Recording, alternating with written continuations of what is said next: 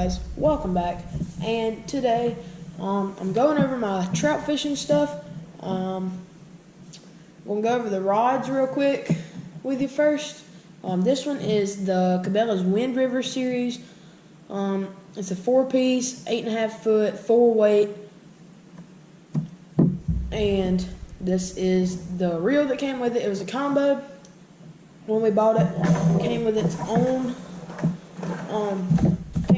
case right there. I really like that. Keeps it protected. Make sure I don't just absolutely straight up break it too much.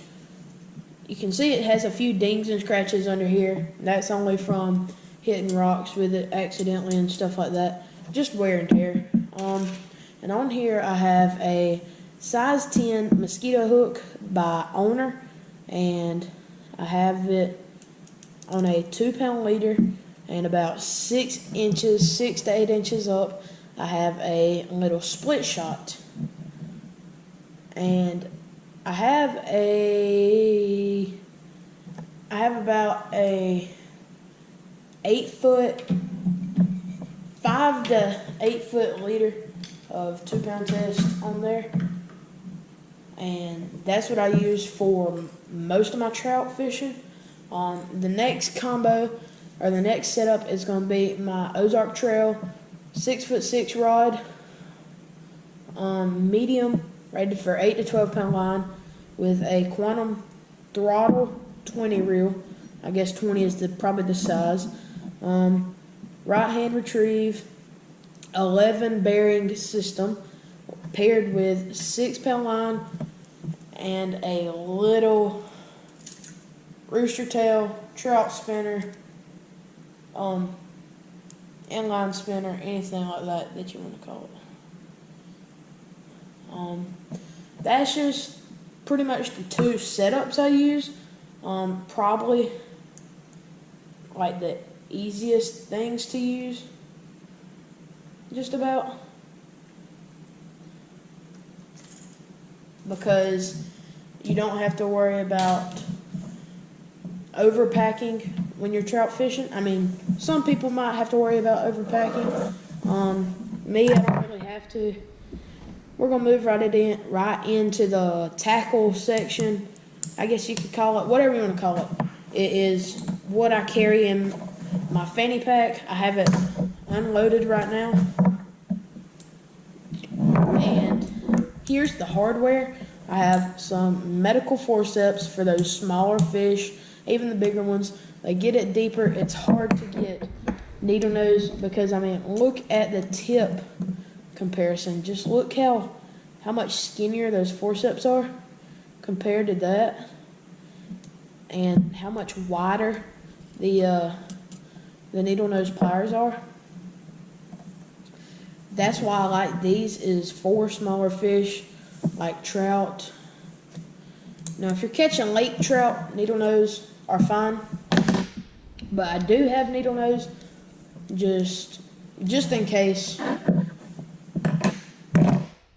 And then I have hook removers. I'm probably going to try them out this year. Haven't ever had these before, so I'm definitely looking forward to trying these out. And then comes the stringers. Trout, as you know, most of you probably know, they're more of a game fish than they are like just fun to catch. I mean, they're fun to catch, but most people, when they catch trout, they're not letting them go. Most people ain't, and obviously we don't, because we have stringers. And moving right along into the line, which is 2-pound Berkeley fluorocarbon. It's Vanish. Doesn't take too much. Like I said, 5 to 8 foot leaders, and you might break off a couple of times. You may use 15 to 20 foot of line the whole time you're up there, and we stay up there for about 4 days. And this is my fly kit. It comes with 25 flies, as y'all can see right there. South Bend,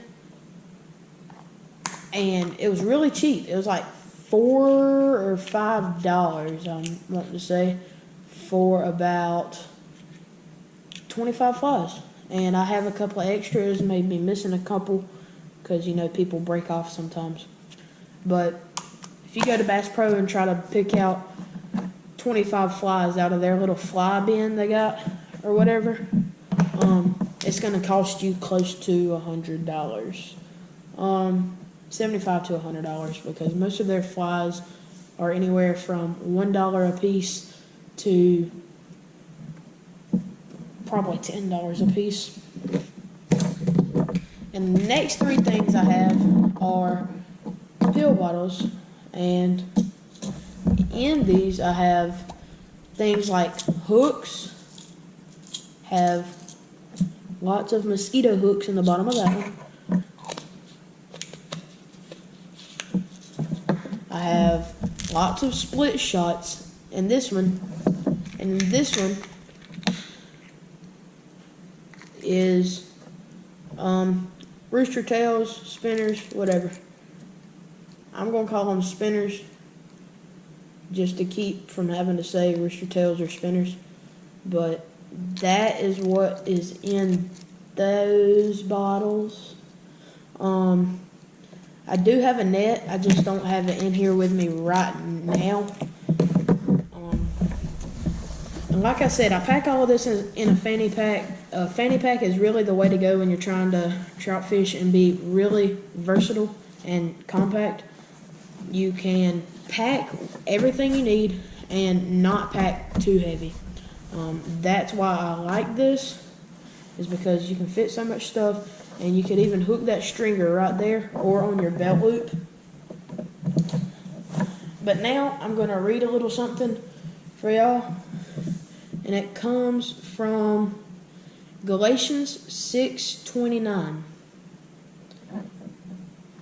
And it says, "And let us not grow weary while doing good, for in due season we shall reap if we do not lose heart." And that is saying, Don't stop doing what is right or what is good. Always do the right thing. Always do good. And if we keep doing good in due season, when it's time, we will reap if we do not lose heart. Which means if we do not stop doing what is right, what is good, we will get what we were trying to get in the first place. And my Bible over here has it a little bit easier. I like this version. I really like this Bible. It is really great.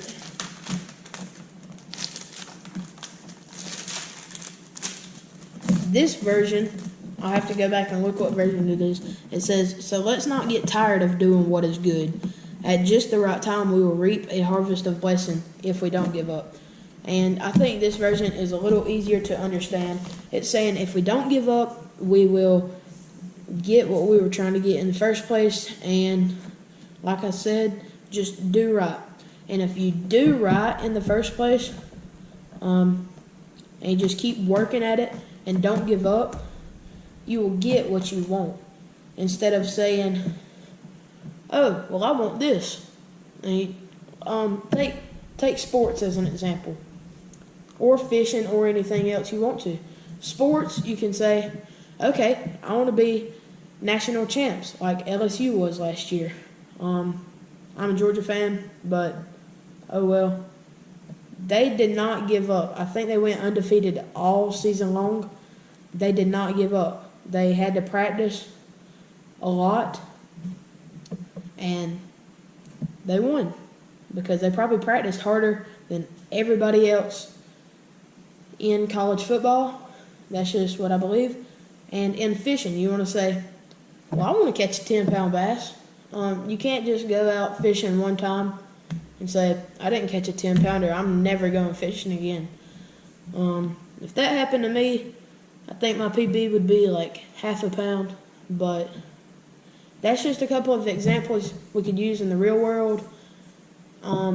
Thank you guys for watching. If you enjoyed this video, and if I helped you learn something new, go down below, hit the like and subscribe button, and also comment down below if you have anything, if you would like to share with me what your setup is for trout, if you go trout fishing, or anything like that.